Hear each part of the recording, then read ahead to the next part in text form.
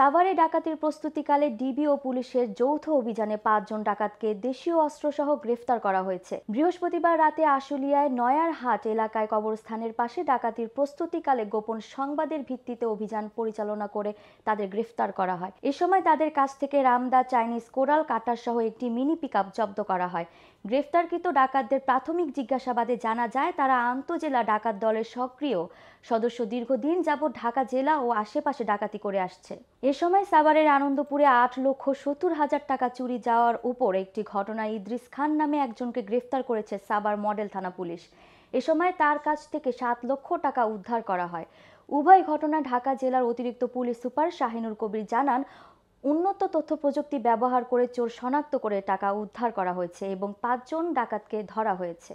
গত রাতে আমরা ৫ জন ডাকাতকে ধরতে সক্ষম হই, যারা ডাকাতি করার জন্য প্রস্তুতি নিচ্ছিল। এটা আশুলিয়া থানাধীন নয়ারহাট এলাকার ২২ মাইল জায়গায় নামক থেকে একটা কবরস্থানের পাশে।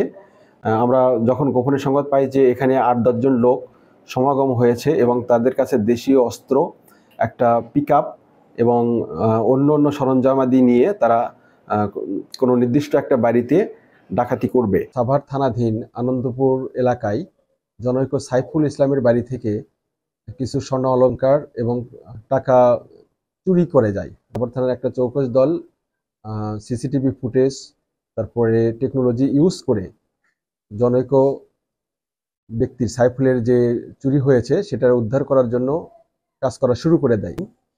গ্যান্ডা এলাকা থেকে মোহাম্মদ ইদ্রিস খান মানিক তাকে গ্রেপ্তার করা হয়। তার কাছ থেকে তাৎক্ষণিকভাবে আপনারা দেখতে পাচ্ছেন যে সামনে ৭ লক্ষ টাকা উদ্ধার করা হয়।